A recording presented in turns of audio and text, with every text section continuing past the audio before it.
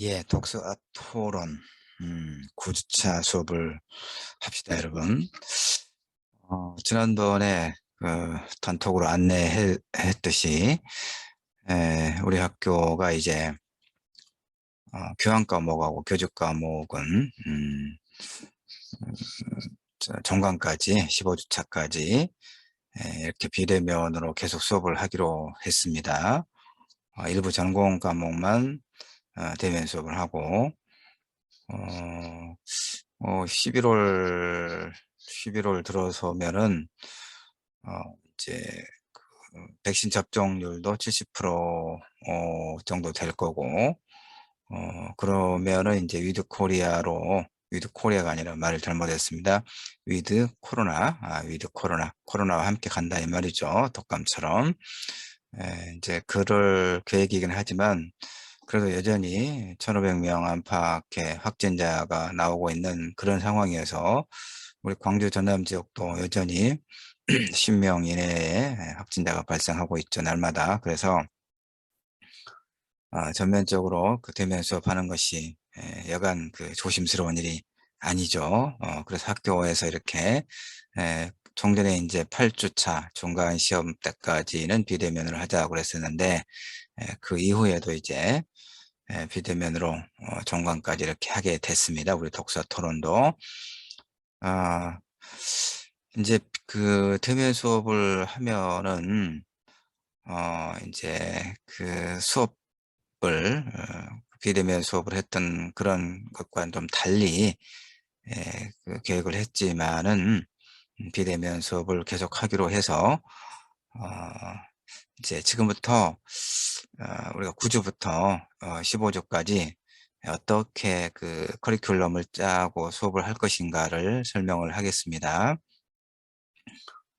우리 독서 토론을 지금 이제 6주차에 그 과제물 리포트가 있었고, 그다음 8주차에는 중간 시험 대체 과제가 있었죠. 이제 시험과 관련해서는 15주차에 기말 시험 대체 과제가 하나 이제 남은 거죠, 여러분. 예. 그리고 9주차부터 이제 공부할 내용은 9주차는 지금 그 소설적 여기 내 책이 있습니다. 소설적 상상력과 젠더 정치학. 이제 그 평론집입니다. 네, 평론집인데 이 책에 들어있는 내용들을 중심으로 이제 수업 커리큘럼을 좀 짰습니다. 그래서 9주차는 소설적 상상력과 젠더 정치학이라고 하는 이제 그 주제로 1차 시, 지금 1차 시에는 여기 오른쪽에 표시를 그 책 표지를 또 해두었는데 작년이죠. 작년인가 재작년인가 한국 사회에서 상당한 어떤 반향을 불러 왔던 조남주 소설 82년생 김지영을 어, 이제 비판적으로 검토하는 그런 시간으로 어, 잡았어요. 구조 1차 시에는. 네, 그러니까 소설적 상상력과 젠더 정치학에서 1차 시는 82년생 김지영 이렇게 공부를 합니다.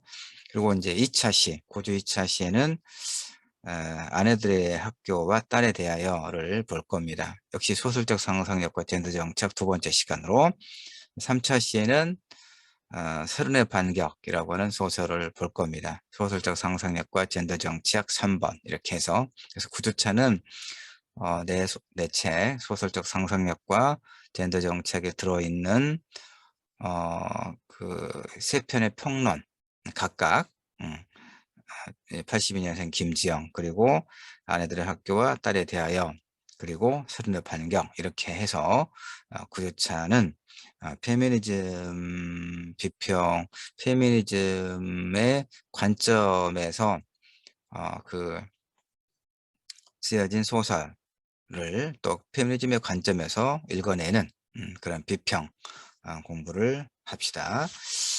그래서 일단 페미니즘은 기본적으로 보면 이제 우리가 혹 그 일부가 잘못 알고 있는 것처럼 뭐 여성 우월주의 이런 게 아니고 뭐 가부장주의 오랜 가부장 중심의 그런 질서 속에서 인제 여성은 일정하게 처벌받고 어 속어 이름이 지워졌다. 말할 기회를 갖지 못했다. 이런 인제 인식을 기반으로 여성도 남성과 같은 그런 동등한 다양한 분야에서의 권리를 주장하는 그런 인제 이념이다라고 이해를 하면 됩니다. 그런데 이제 이 페미니즘도 사실은 모든 그 이론이 어떤 이론이 인제 등장하게 된 어떤 배경이 있고, 그다음에 그 이론과 관련된 논쟁이 있은 다음에는 인제 또 그 제2, 제3의 이렇게 그 좀 확장되고 수정 확장되는 그런 흐름이 있습니다. 그래서 되게 인제 페미니즘은 인제 소위 말하면 뭐 1 세기 1 세대 1 세대 페미니즘 이렇게 규정할 수가 있는데, 1 세대, 2 세대, 3 세대 이렇게 할 수 있을 텐데, 1 세대 페미니즘이라고 하면 되게 인제 19 세기 말 또는 뭐 20 세기 초 그 여성 참정권 운동으로부터 인제 페미니즘 운동이 시작을 한 거예요. 여성 참정권 운동, 그다음에 교육권, 그러니까 즉 제도적 평등을 이제 요구한 그런 그 제일 인제 먼저 시작한 페미니즘을 보통 이제 자유주의 페미니즘, 그리고 리버럴 페미니즘이라고 이렇게 이야기를 합니다. 그러니까 그 뭐 자유, 평등, 정의, 박애 이런 자유주의적 가치에 근거한 음 근거해서, 다시 말해서 기존의 어떤 그 제도 틀 내에서의 여성의 참정권과 교육권 등을 요구한 음 그런 인제 에 그 프랑스 대혁명이 끝나고 난 다음에, 그 프랑스 대혁명에는 남성들만 참여한 게 아니라 많은 여성들도 참여를 했단 말이에요, 지도자 내부에서도. 그런데 프랑스 대혁명이 인제 성공한 다음에 남성들이 여성들에게 했던 말이 뭐냐면, 이제 혁명은 완수됐으니까 여성들은 집으로 돌아가서 본래에 했던 일, 즉 가정주부로서 어 의 일에 충실하시오라고 이렇게 한 거예요. 그러니까 프랑스 대혁명이 바로 그 어떤 자유평등, 뭐 박애, 정의 이런 이념을 갖고 있는 거 아닙니까? 그럼에도 불구하고 여성에 대해서는 평등하지 못했죠. 뭐 그런 문제의식으로부터 이 1 세대 페미니즘이 시작했다. 이렇게 이해를 하면 됩니다. 그다음에는 인제 1960 년대와 70 년, 특히 60 년대에 인제 68 운동, 유럽에서는 68 운동이라고 하고 미국에서는 인제 그 여파로 월남전에 미국이 오랫동안 개입을 하고 전쟁을 하면서 이제 월남 사람들도 엄청나게 많은 인제 그 어떤 그 죽음이라든가 파괴되고 피해가 많았죠, 당연히. 그런데 미군 전사들도 많았죠. 그러니까 미국 내에서 반전 운동, 월남전에서 "월남전을 더 이상 지속해서는 안 된다."라고 하는 그런 요구가 하나의 운동으로, 사회적 운동으로 확산됐어요. 그다음에 인제 그 흑백, 소위 인제 그 유색인종, 특히 흑인에 대한 어떤 차별 이런 것에 반대하는 그런 운동이, 그런 민권 운동이 아주 거세게 일어났단 말이에요, 60 년대. 1960 년대. 바로 인제 그런 그 민권 운동의 일환으로 이 페미니즘 운동도, 여성 운동도 다시 또 활발하게 시작을 해요. 그래서 그 가부장제처럼 사회적으로 내면화된 그런 규범이 성차별의 근본 원인이다라고 인제 본 겁니다. 그래서 뭐 임신이라든가 낙태라든가 데이트 폭력 이런 사적 영역으로 여겨진 이런 문제가 그 개인의 영역의 문제가 아니다. 정치적 의제로 만든 것, 사회적으로 공론화한 이런 인제 2 세대 페미니즘이 있습니다. 여기서 인제 막스니즘적 페미니즘, 그 마르크스주의적 페미니즘도 있고, 그다음에 인제 뭐 사회주의적 페미니즘도 있고, 그다음에 쪼끔 급진적인 성향의 페미니즘, 그걸 우리가 레디컬 페미니즘이라고 하죠. 뭐 이렇게 구분할 수 있습니다. 인제 3 세대 페미니즘은 뭐냐? 그 금방 설명했던 2 세대 페미니즘이 인제 그 여성 개인의 어떤 차이가 있죠. 그러니까 같은 여성이라고 그래서 그 남성과의 관계에서 그 늘 약자고 소수자인가, 그건 아니죠. 어떤 여성들은 남성들보다 일반 남성들보다 우월한 어떤 권력을 갖죠. 예컨대 몇 년 전에 칼기 대한항공의 뭐 조현아라든가 이제 부회장인가 하고 그랬었죠. 이런 사람들은 그다음에 그 칼기 회장의 이제 부인 되는 이 뭐죠? 하여튼 이런 사람들은 뭐 그러니까 조인하만 하더라도 땅콩 해양 갑질하고 그랬잖아요. 그 여객기 안에서 이제 뭐 땅콩을 달라고 안주로 뭐 이렇게 하다가 행패를 부리고 또 그런 회양시킨 이런 그러니까 이건 그러니까 비단 이제 여성이 그러니까 데이트 폭력이라든가 가정 폭력이라든가 성폭력의 피해자죠. 가해자의 절대 다수가 남성이잖아요. 그건 물리적 힘의 차이도 있지만 어떤 권력 관계에서 그렇게 발생하는 건데 금방 내가 말했던 조현아라든가 이 대한항공 일가들의 여성들은 이건 여성이긴 하지만 남성을 초월하는 그런 어떤 권력을 갖고 있죠. 그러니까 다시 말해서 3세대 페미니즘은 2세대 페미니즘이 여성 개인 간의 차이를 무시하고 있다. 개인 간의 차이를 고려하지 않고 있다. 무시하기보다는 고려하지 않고 있다. 그래서 이제 90년대부터 소위 이제 하나의 운동으로서 계속되고 있는 페미니즘을 이제 보통 통칭 제3세대 페미니즘이라고 이야기합니다. 인종이나 계급, 성적 지향 등에 따라서 매우 이를테면 이질적인 여성이 존재하고 있다. 그러니까 분화하는 거죠. 이렇게. 특히 뭐, 이걸 이제 포스트 모던 페미니즘이라고도 하고, 또 퀴어 이론, 특히. 최근에 이제 한국 사회에서도, 2000년대에 들어서 내가 이제 페미니즘을 공부하고 페미니즘에 바탕한 논문을 많이 썼어요. 이 책도 지금 소설적 상상력과 젠더 정치학도 페미니즘의 관점에서 문학 작품을 분석하고 있는 그런 이제 평론집인데, 보면은 지금 우리가 1차 시에 읽기로 한 이 82년생 김지영의 경우도 사실은 이제 바로 그런 문제를 내가 좀 지적을 할 겁니다. 물론 페미니즘 문학이 상당한 의의가 있어요. 그러나 이제 내 기본적인 생각은 뭐냐면 운동과 문학은 좀 다를 게 필요하다. 물론 운동과 문학이 전혀 별개의 것은 아닙니다. 상호 보완적이면서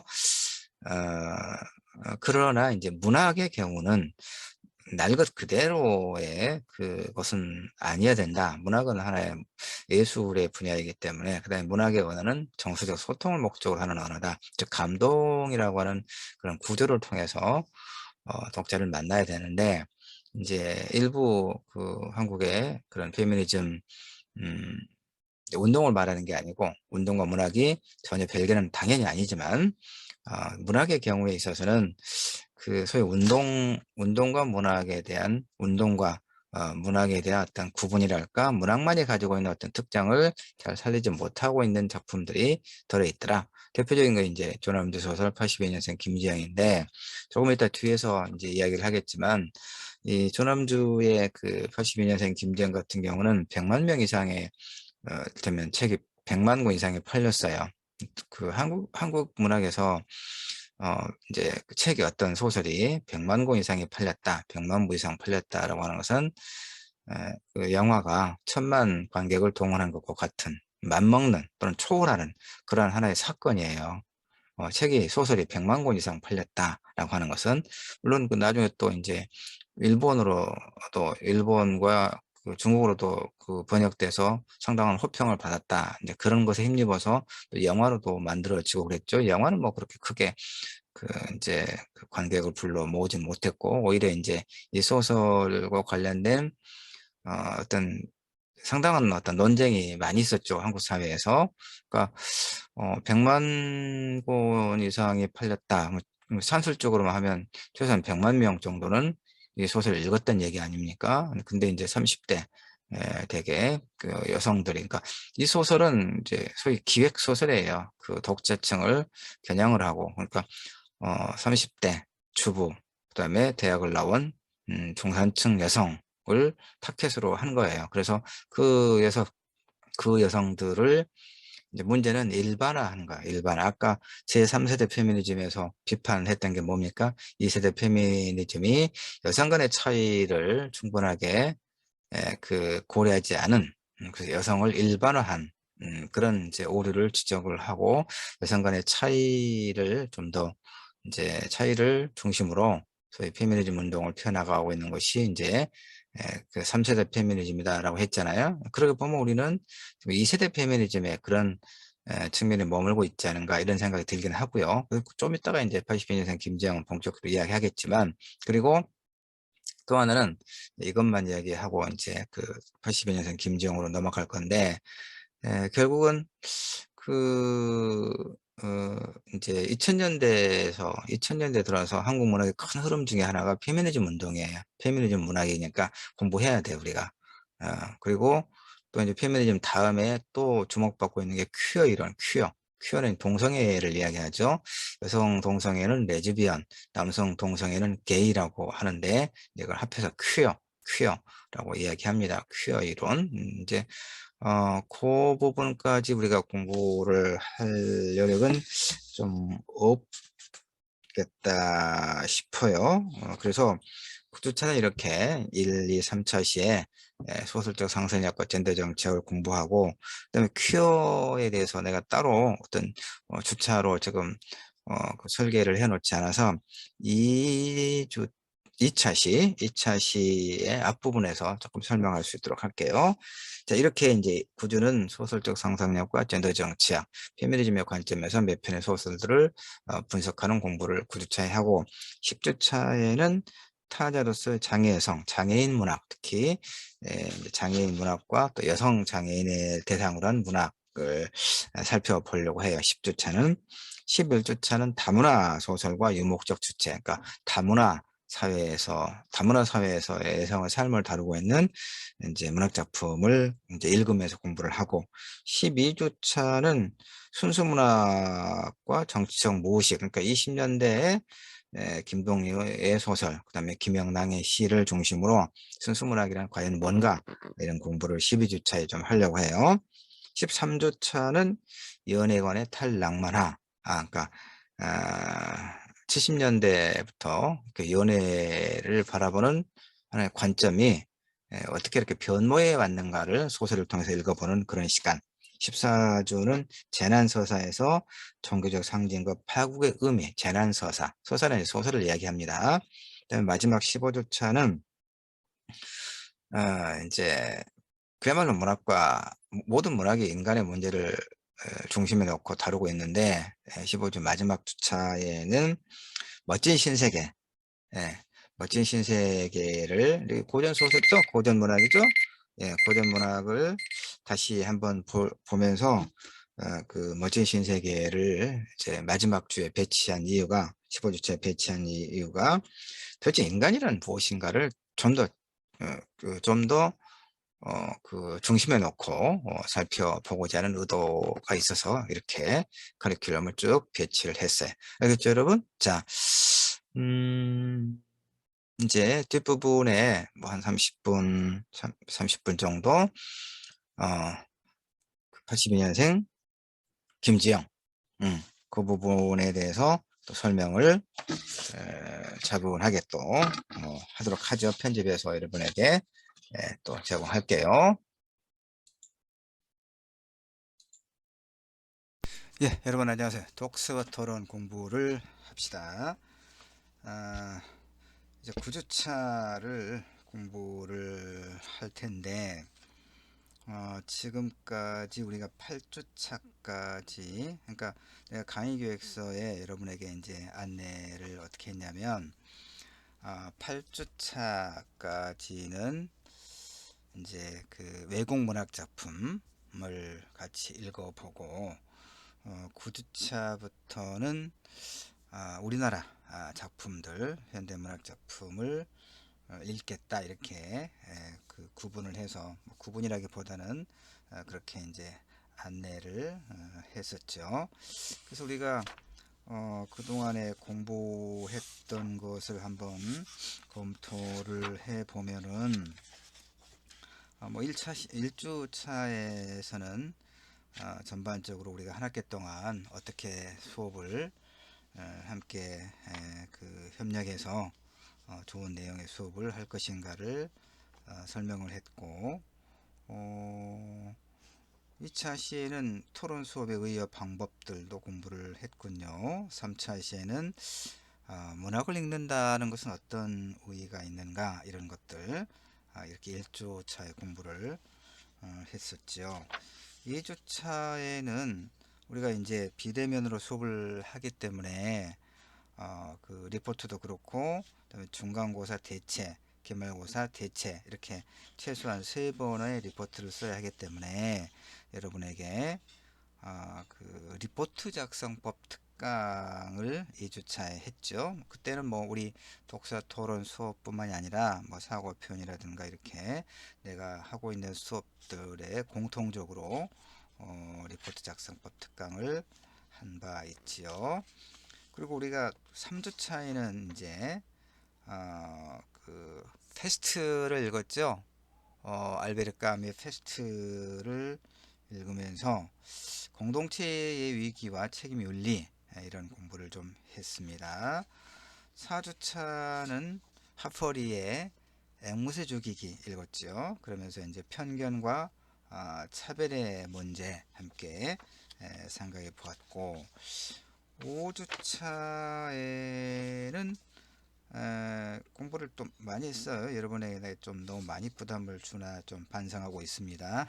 예. 그러니까 1차 시에는 시오노 나나미의 로마인 이야기를 통해서 역사와 진실의 문제, 역사를 바라보는 뭐 상반되는 두 가지 관점 공부를 했었죠. 2차 시에는 대제 저주받은 사람들 파농 그 책을 읽으면서 그러니까 식민 제국주의자와 피식민자의 어떤 문제, 그다음에 3차 시에는 일본 작가의 인간 실격, 그래서 주체적 인간 내계 문제 이렇게 5주차에 공부를 했습니다. 공부를 많이 했는데 여러분이 이렇게 잘 아마 긍정적으로 잘 받아들이면서 생각을 확장할 수 있는 그런 기회였기를 바라죠. 6주차에는 카프카의 변신을 공부했네요. 그래서 자본주의 시대와 어떤 가족 윤리 그리고 또 인간 존재란 무엇인가 이런 문제를 같이 공부를 했었고 7주차도 많이 했네요. 1차 시에는 고려의 영감, 2차 시에는 오만과 편견, 3차 시도 오만과 편견 이렇게 관계와 사랑의 본질에 대해서 공부를 좀 했습니다. 8주차 지난 8주차는 핑루 대만 작가 핑루의 검은강을 읽으면서 뭐 라시오몽 효과라든가 그 다음에 그루밍 성폭력 그 범죄의 문제 이런 것들을 두루 공부를 한 바 있죠. 자 이렇게 8주차까지는 외국문학 작품 받고 이제 9주차부터서는 이제 우리 한국 현대 문학 작품을 공부를 할 겁니다. 그래서 좀 볼까요? 9주차는 9주차는 1차 시는 지금 82년생 김지영이라고 하는 소설 뭐 영화로도 뭐 만들어졌고 특히 이 책이 100만 부 이상이 팔렸어요. 그래서 상당히 화제가 됐기 때문에 이 책을 1차 시에는 이제 같이 읽어보려고 합니다. 봅시다. 이제 그러니까 이제 여기서 지금 설명하고 있는 것은 뭐냐면 문학 작품이 독자에게 주는 효과 또는 뭐 기능이 뭐냐 이것은 이제 대체로 연민과 두려움을 자아내는 어떤 사건의 카타르시스를 성취하는 것이다. 이것이 이제 히랍의 철학자였던 뭐 아리스토텔레스가 2000년 전에 했던 말이거든요. 그러니까 이제 문학이 무엇인가에 대해서도 저마다 어떤 관점이 다를 수 있어요. 그러면 문학의 효과나 기능이 뭔가 역시 다 달리 말할 수 있겠죠. 그럼에도 불구하고 대체적으로 이렇게 연민과 두려움의 감정을 자아내는 사건들의 재현을 통해서 그런 연민과 두려움을 자아내는 사건의 카타르시스를 성취하는 것. 카타르시스를 성취한다는 말은 조금 썩 그렇게 다가오지 않죠. 그러니까 카타르시스, 비극의 효과. 카타르시스라고 하는 게 뭡니까? 정화작용이죠. 정화. 그러니까 우리가 이제 누군가의 어떤 불행과 관련된 그런 어떤 소설이나 영화를 우리가 봤을 때 그 텍스트 내에 인물이 겪고 있는 어떤 불행한 일에 대해서 우리는 연민을 느끼잖아요. 그러면서 또 우리의 무의식 속에는 안도감이 함께 있는 거예요. 왜냐하면 저 인물이 겪고 있는 불행한 일은 지금 나한테는 일어나지 않고 있잖아요. 내가 아니어서 다행이다라고 하는 이런 무의식이 우리 안에 있는 겁니다. 그 소설을 읽거나 영화를 볼 때. 그러니까 연민과 안도의 이런 서로 상반된다고 볼 수 있는 이런 감정이 소위 카타르시스인 거죠. 그래서 이제 무슨 얘기를 지금 내가 하려고 그 서두에 이렇게 카타르시스 문학의 어떤 효과 이걸 이야기를 하냐면, 이를테면 소설 82년생 김지영을 여러분들 중에서도 읽어본 친구들이 있는지 모르겠어요. 내가 학교에서 대면 수업을 지금 하지 못하는 상황이어서 이런 건 좀 어렵군요. 여러분에게 이렇게 만나서 얼굴을 보고 대화를 나누면서 여러분의 어떤 독서의 어떤 취향 내지는 독서의 양 이런 것도 좀 확인하고, 그러면 내가 여러분에게 이렇게 이야기를 할 때 적절하게 이렇게 좀 조절이 가능할 텐데, 일단 비대면이라서 그거 조금 안 되는 것은 뭐 아쉽군요. 그러나 어쨌든 지금까지 이제 지난 8주차까지 주요한 작품들의 내용과 그 주제를 우리의 삶의 연결, 확장해서 가급적 상세하고 친절하게 설명을 했습니다만은, 여러분은 또 어떻게 생각하는지는 또 내가 모르죠. 알 수 있는 방법은, 여러분이 이제 우리 학교 같은 경우, 우리 남부대학교 같은 경우는 그 8주차에 이제 학생 여러분들은 중간 시험을 보고, 오늘 이제 비대면이라서 중간 시험을 대체하는 리포트로 이렇게 했습니다만은, 또 학생들은 그 교수들의 수업에 대한 평가를 또 중간 평가를 하죠. 기말 때도 하고, 그걸 이제 확인하면 여러분이 이를테면 내 수업 그 평가 결과를 좀 볼 수 있을 텐데, 아직은 지금 그 시기가 아닙니다. 지금 내가 9주차 동영상 이렇게 만들고 있는 시기는 여러분이 8주 수업과 리포트 이제 만들고 그런 시기여서 아직 내가 확인은 못했습니다. 나중에 이제 10주차 정도, 11주차 정도 되면은 확인이 가능하겠군요. 그때 또 뭐 이야기할 수 있으면 해보도록 합시다. 어쨌든 이제 요 얘기예요. 소설 82년생 김지영을 읽은 독자들은 100만 부 이상이 팔렸다 그러니까 최소한 100만 권 정도는 100만 명 정도는 기본적으로 이제 읽었을 것이다 라고 우리가 가정을 했을 때, 이 책을 읽은 독자들은 어떤 카타르시스를 느낄 수 있었을까 이거예요. 그러니까 82년생 김지영은 한국 사회에서 여자로 살아가는 일, 그 공포, 피로, 당황, 놀람, 혼란, 좌절의 연속에 대한 인생 보고서다. 이렇게 이제 그 책 표지에 이 책에 대한 설명을 하고 있더라고요. 그래서 한국에 살아가는 30 중반의 여성인물 김지영의 삶의 양상을 여성의 경험을 바탕으로 진술하고 있는 이런 이제 소설이 82년생 김지영입니다. 나는 이 평론에서 82년 김지영이, 그러니까 이제 여타 페미니즘을 바탕으로 한 소설들이 어떤 성취를 이루었는가, 그럼에도 불구하고 어떤 한계가 있는가, 이것들을 가급적 균형 있게 다루고 있습니다. 그래서 이것도 이제 그 신춘문예 평론에 당선된, 요건 아니고, 미안합니다. 요건 아니고 10주차에 10주차에 볼 그 내 이웃의 식탁이라고 하는 또 글이 있습니다. 책이 있는데 그 책에 대한 글 평론을 쓴 게 신춘문에 당선된 글이군요. 네, 제가 10주차에 자 요것은 하여튼 그 소설적 상상력과 젠더 정치학 그 책에 제일 첫머리에 있는 글입니다. 그런데 요건 또 요것도 이를테면 한 1,000만 원인가 그 서울문화재단에서 예술가 지원 사업에 선정돼서 상을 받은 그런 글입니다. 이 글이.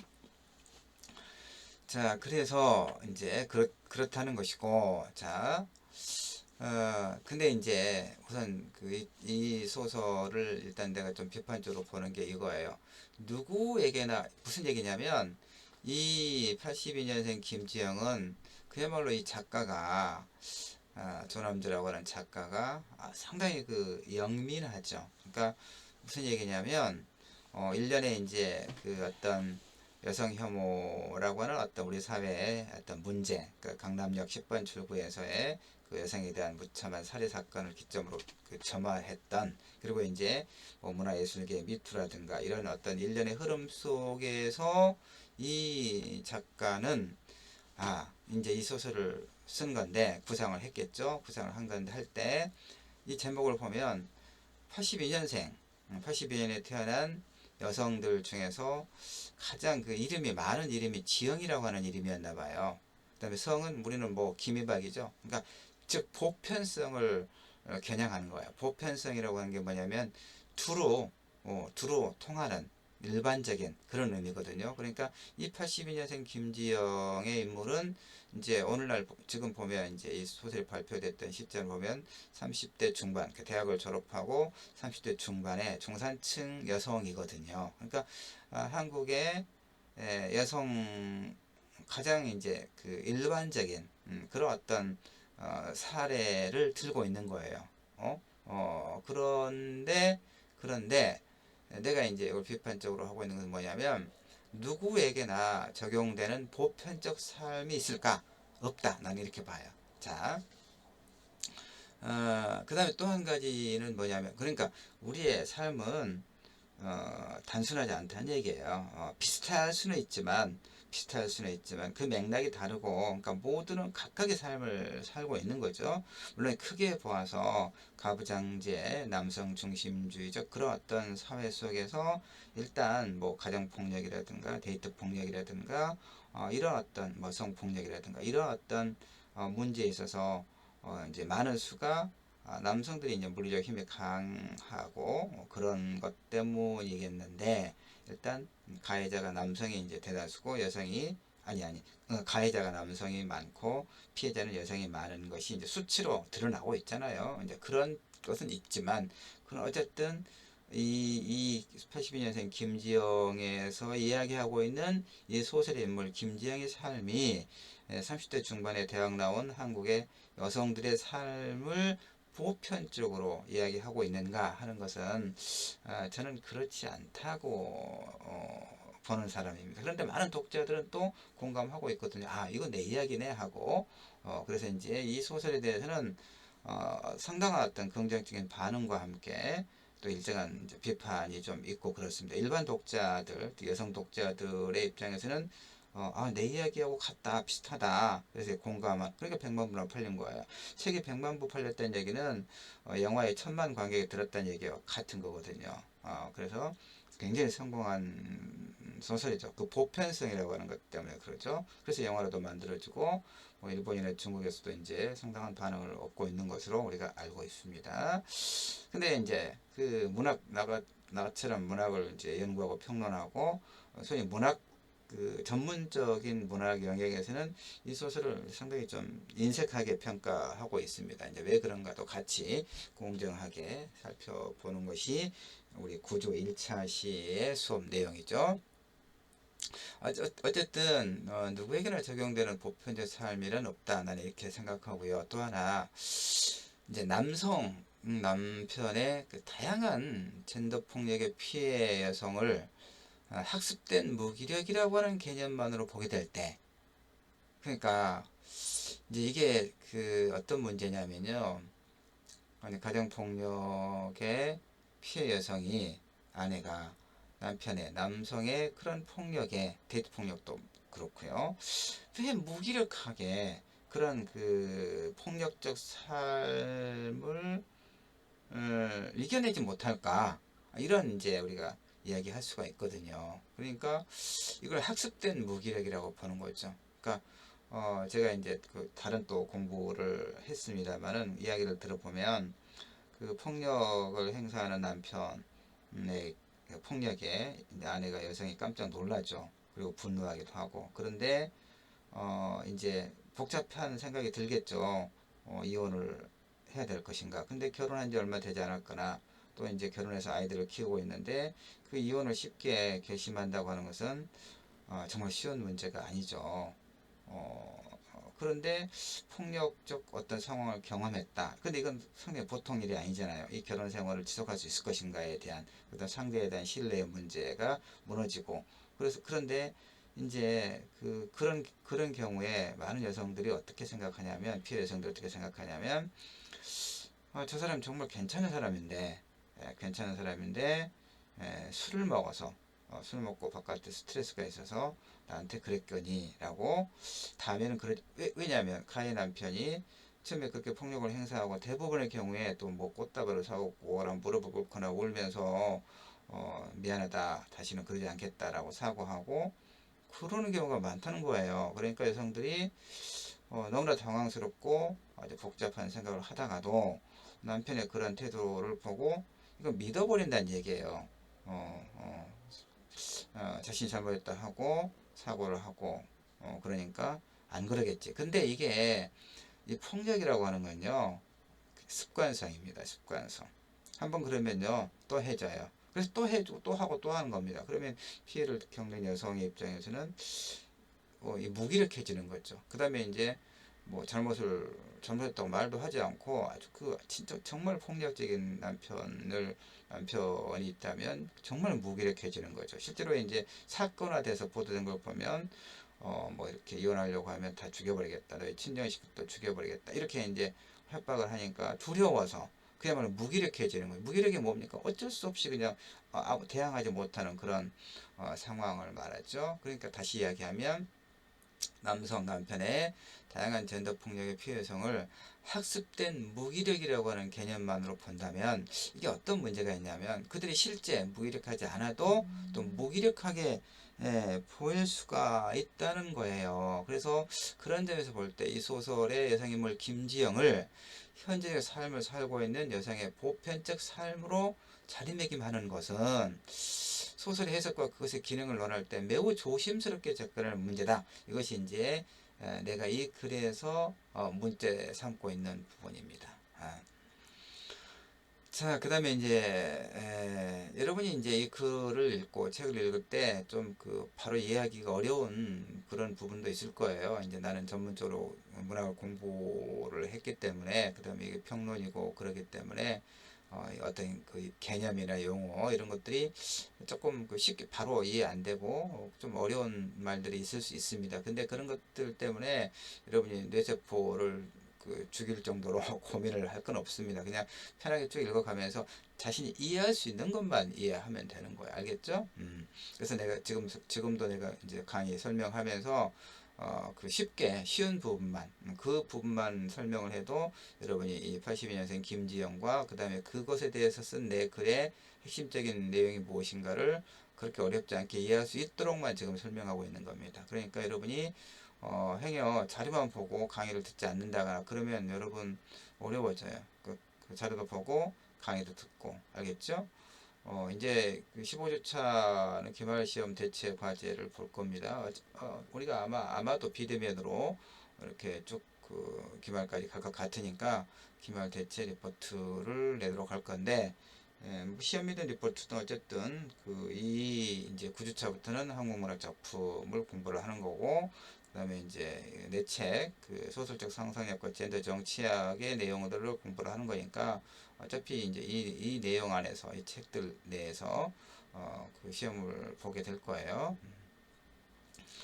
자, 그 다음에 이제 여기 보면 소설에서 그 김지영 인물 김지영이 입사부터 지금까지 남자 동기들의 연봉이 쭉 더 높다는 것을 알게 되고 난 후 예전과 다름없이 주어진 대로 일을 하긴 했으나 이미 열정이라든가 신뢰 같은 감정이 흐려졌다. 그러면서 이제 대한민국 OECD 국가, 대한민국이 OECD 회원국 중에서 남녀 임금 격차가 가장 큰 나라다. 이런 자료를 이제 막 제시하고 있거든요. 이 소설에서는 그런 어떤, 그러니까 여성이 남성에 비해서 차별을 받고 있는 다양한 어떤 그 근거 자료들을 제시하고 있어요. 그런데 그런 통계는 일정하게 객관적인 사실이거든요. 그래서 소설의 허구적 인물인 김지영과 이 소설을 읽는 여성 독자들 사이에 객관적 거리, 이게 없어요. 무슨 얘기냐면, 이제 이걸 설명을 어떻게 하냐면, 소설은 일단 허구죠. 소설은 그 르포가 아니에요. 그쵸? 넌픽션이 아니고 픽션이란 말이에요. 있는 그대로를 기술하는 게 소설이 아니에요. 소설은 현실에 있을 법한 일을 허구적 상상력을 통해서 새롭게 재구성하는 거거든요. 그래서 소설의 본질은 허구라고 하는 겁니다. 그런데 그러니까 이 소설의 인물 김지영은 허구적 인물이죠. 작가가 만들어낸 인물이거든요. 물론 이제 만들어낸 인물이지만, 그리고 만들어낸 얘기지만, 그걸 통해서 소위 소설적 진실, 그러니까 어떤 삶이 가치 있고 의미 있는가를 논하고 있는 게 소설이거든요. 이게 소설적 진실이거든요. 그런데 이 허구적 인물 김지영의 이야기를 이 소설을 읽고 있는 여성 독자들이 자신의 이야기로 이렇게 그대로 받아들이는 것은 문제가 있다, 이런 얘기예요. 그러니까 오늘날 한국 사회 여성 혐오와 관련된 문제를 논하면서 1987년에 외환위기 이후에 경기 침체와 노동시장의 유연화 에 있다, 대체로 이렇게 말하거든요. 근데 이 소설도 바로 그런 소위 담론을 그대로 이제 받아 쓰고 있죠. 물론 오늘날 그 페미니즘에 대한 혐오 현상은 뭐 우리나라뿐만 아니라 세계적인 어떤 일정한 추세죠. 그것은 또 이 글로벌 신자유주의 체제와 사실은 무관하지 않습니다. 무슨 얘기냐면, 그러니까 우리나라의 경우에 왜 이렇게 소위 이제 그 여혐이, 남혐이니 이런 그 젊은 남성과 여성 사이에 주로 이런 어떤 불필요한 소모적인 논쟁이 일정하게 있냐면, 그러니까 이제 그 외환 위기, 그러니까 무한 경쟁의 자유로 내몰렸던 외환 위기가 여성 혐오의 주요한 요인 중에 하나인 것은 부정할 수는 없어요, 우리가. 아, 왜냐하면 그러니까 외환위기 이전에 보면 대학을 나오면 취업이 그렇게 어렵지 않았어요. 근데 외환위기 이후에 이제 고용 불안과 그러니까 구조 조정과 그다음에 그로 인한 이제 고용 불안 그다음에 정년까지 보장된 삶이 이제 가능하지 않게 된 겁니다. 그러니까 비정규직이 많이 생기고, 그래서 어떤 경제적 불안, 그 고용의 불안이 일상화된 삶을 우리가 지금 살고 있거든요. 그러니까 그다음에 이제 90년대 중후반부터 어, 남성들의 영역에 대학을 졸업한 고학력 여성들이 많이 진출하게 돼요. 그러니까 이를테면 남성들의 입장에서는 군대도 갔다 와야 되고, 그 다음에 이제 제한된 어떤 그 일자리를 가지고 서로 경쟁을 하는데, 거기에 여성들까지 이렇게 이제 들어오는 거죠. 그러니까 남성들의 입장에서는 내 몫을 빼앗긴다라는 생각을 갖게 되는 거죠. 그래서 이제 분노를 하는 거거든요. 여성들의 입장에서는 또 전혀 다르죠. 그동안에 남성 중심주의적인 그런 사회에서 제대로 평가받지 못했던 여성들이 이제 그 공부를 하고 자신의 능력을 최대한 발휘하면서 사회에 진출하는 것, 이 자체는 이 소위 기울어진 운동장, 잘못된 것을 바로잡는 하나의 과정이다라고 이렇게 이야기하는 것이죠. 그다음에 여성이 군대 가지 않는 것은 이건 뭐 대체로 세계적인 어떤 흐름이고, 그다음에 여성은 대신에 이제 남성이 이를테면 뭐 이게 미묘한 문제이긴 해요. 근데 하여튼 여성의 입장에서는 임신과 출산과 육아라고 하는 이 여성만이 짊어지고 있는 이런 어떤 책무, 사회적 책무가 있다라고 이야기하는 거. 실제로 이제 여성들이 그 결혼해서 공부하고 취업을 해서 한참 자신의 능력을 이제 발휘하려고 할 때 결혼하게 되면 아이를 갖게 되고, 아이를 낳게 되고, 아이를 보살펴야 되는 이런 이제 상황에 때문에 소위 이제 경력이 단절되고, 그 다음에 이제 아이가 일정하게 또 자란 다음에 재취업을 하려고 했을 때 본래 그런 그 자리는 대부분 돌아가지 못하잖아요. 그래서 여성이 남성과는 달리 하여튼 제대로 된 자신의 몫의 삶을 살아가기는 너무나 불공평하다라고 하는 게 여성의 목소리잖아요. 근데 이것을 그러니까 서로 간에 남성과 여성이 상대방의 입장과 처지를 좀 마음을 열어놓고 이해를 하려는 이런 노력이 굉장히 필요한데, 일단 당장 취업이 어렵고 취업이 또 비정규직으로 되고 이런 어떤 너무나 경쟁이 치열한 사회 구조에 우리가 놓여 있다 보니까 상대에 대한 배려라든가 입장을 고려할 그런 여유가 없게 되는 거죠. 그래서 여혐, 남혐 이렇게 부딪히고 이런 이제 불필요한 소모적인 문제가 있는 것이죠. 그런데 내가 여기서 또 이제 주목하는 문제는 이거예요. 많은 이제 논자들이 87년 외환위기 이후에 이 경제적 불안, 그 다음에 이제 이걸로 인한 지금까지 설명했던 것처럼 별로 파이가 한정돼 있고, 그래서 이제 경쟁이 치열하고 파이는 한정돼 있고, 여기에 여성들이 뛰어들고, 그래서 이제 남성들이 느끼는 어떤 불안의식, 이것이 여성에 대한 혐오의 반응으로 나타난다. 이렇게 일반적으로 이야기하는데, 나는 이제 그러면 외환위기 이전에는 우리 사회 여성 혐오 내지 여성 억압의 문제가 없었는가? 그렇지 않다는 얘기예요. 이런 문제도 하나 있고, 그래서 이제 이런 것을 그대로 이제 이런 것을 받아쓰기라고 내가 해놨는데, 그러니까 그런 어떤 문제의식 없이, 이 소설은 그런 맥락에 대한 어떤 문제의식 없이 여성의 삶을 보편화하고 있는 그런 문제가 있다. 이런 얘기를 지금 내가 하고 있는 겁니다. 그 다음에 또 하나 이제 다른 하나는 뭐냐면, 진정한 여성 문학은 여성만이 아프다고 말하지 않는다. 여성도 아프다고. 여성도 아프다고. 그런데 좀 다르게 아프다고 말하는 것이 여성 문학이다. 이렇게 이야기하는 학자들이 있죠. 무엇보다도 이 지구상에서 여성과 가장 닮은 존재가 바로 남성이라는 것을 인정하는 것이 여성 문학이다. 이렇게 이야기하고 있는 것을 좀 참고할 필요가 있다. 이런 생각을 해요. 가부장제 하에서의 남성의 억압과 피해, 즉 희생자로서의 여성의 위치만을 강조해왔던 기계론적 여성문학의 관점에 대해서 이제 성찰을 해볼 필요가 있다. 이런 얘기죠. 그러니까 차별의 문제에서 차이로의 인식의 변화, 물론 이제 그러니까 이건 이제 남성과 여성 똑같이 해당하는 문제입니다. 남성도 여성을 어떤 정석적인 위치로 보아서는 안 되는 거죠. 그리고 또 여성도 역시 결국은 남성과 함께 조화롭고 어떤 건강한 삶을 만들어 나간다고 하는 인식, 그러니까 상대를, 여성을, 남성을 적대시해서는 이 문제가 도저히 해결할 길이 없는 거죠. 자, 뭐 이런 얘기가 있고요. 그런 얘기를 하고 있습니다. 그래서 이제 시간이 지금 25분이 좀 더 지났기 때문에 이 내용은 여러분이 이 내 자료, 내가 지금 올려놓은 자료도 그렇고 여러분의 책을 통해서도 꼼꼼하게 좀 읽어보기 바랍니다.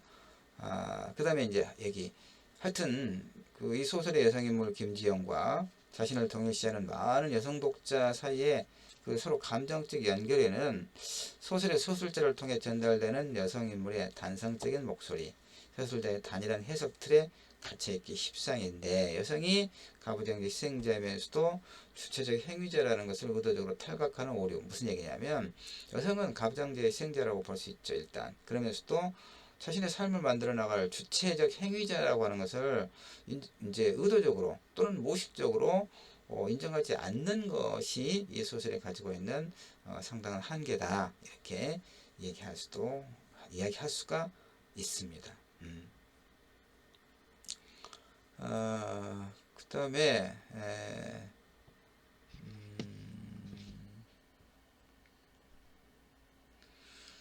자, 그 다음에 이제 여러분이 하여튼 읽어보길 바라고요. 여기만 좀 볼까요? 근데 이제 이 소설의 하나의 긍정적 기능은 뭐냐면, 이제 소설에서 그 말하는 걸 발화라고 하죠. 여성 김지영을 통해서 이 여성의 경험을 바탕에 둔 매우 사실적인 언어죠.